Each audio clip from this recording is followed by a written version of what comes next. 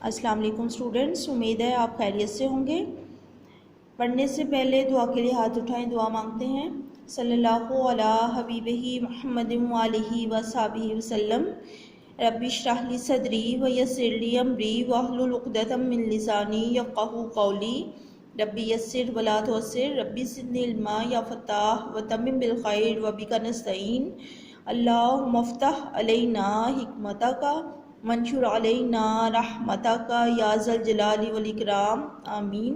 صلی اللہ علی حبیبہ محمد وآلہ وصحبہ وسلم۔ اسٹوڈنٹس، آج ہم درس ثانی دال سورہ انفال کی آیات 49 تا 58 پڑھیں گے، تو پڑھنا شروع کرتے ہیں۔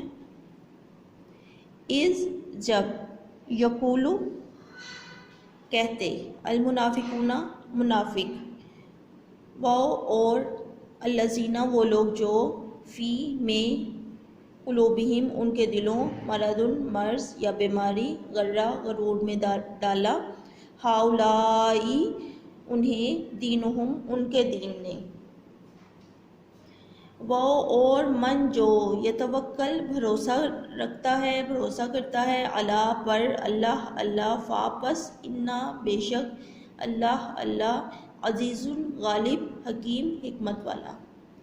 محاورہ ترجمہ، اذ یقول المنافقون والذین فی قلوبہم مرض، اس وقت منافق اور کافر جن کے دلوں میں مرض تھا کہتے تھے، غر ہؤلاء دینہم، کہ ان لوگوں کو ان کے دین نے مغرور کر رکھا ہے، ومن یتوکل علی اللہ، اور جو شخص اللہ پر بھروسہ رکھتا ہے، فإن اللہ عزیز حکیم، تو اللہ غالب حکمت والا ہے۔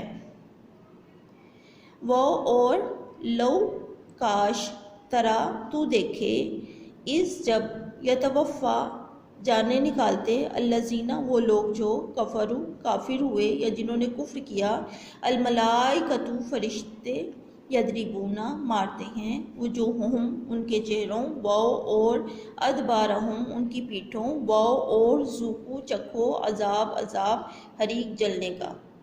وَلَوْ تَرَىٰ إِذْ يَتَوَفَّى الَّذِينَ كَفَرُوا الْمَلَائِكَةُ، اور کاش تم اس وقت کی کیفیت کو دیکھو جب فرشتے کافروں کی جانیں نکالتے ہیں، يَضْرِبُونَ وُجُوهَهُمْ وَأَدْبَارَهُمْ ان کے منہوں اور پیٹھوں پر کوڑے اور ہتھوڑے مارتے ہیں، وَذُوقُوا عَذَابَ الْحَرِيقِ اور کہتے ہیں کہ اب عذاب آتش کا مزہ چکھو۔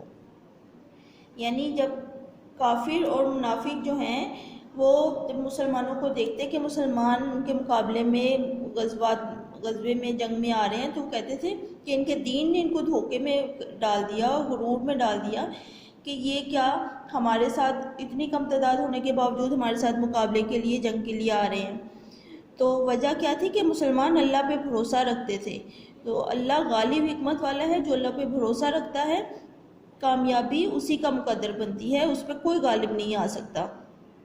اور جو کافر اور منافق تھے، ان کا کیا ان کے اوپر عذاب ہوا کہ ان کی جب فرشتے کافروں کی جانیں نکالتے تھے تو ان کے منہوں اور ہتھوڑوں، پیٹھوں پر ہتھوڑے مارتے تھے، کوڑے مارتے تھے، اور کہتے تھے کہ یہ عذاب، یعنی یہ ان کا عذاب تھا دنیا میں، اور آخرت میں ان کے لیے کیا تھا؟ آگ کا عذاب ہے۔ ذالک یہ، بما ساتھ جو، یا بسبب اس کے جو، قدمت آگے بھیجا، ایدیکم تمہارے ہاتھوں نے، وہ اور انا یہ کہ اللہ اللہ لیسا نہیں، بظلام ظلم کرنے والا، للعبید بندوں پر۔ ذالک بما قدمت ایدیکم، یہ ان اعمال کی سزا ہے جو تمہارے ہاتھوں نے آگے بھیجے ہیں۔ وَأَنَّ اللَّهَ لَيْسَ بِظَلَّامٍ لِّلْعَبِيدِ، اور یہ جان رکھو کہ اللہ بندوں پر ظلم نہیں کرتا۔ یعنی جو ان کو عذاب ملا دنیا میں، یا جس کو عذاب ملا، وہ وجہ کیا ہوتی ہے؟ انسان کے اعمال ہیں جس کی سزا ان کو ملی۔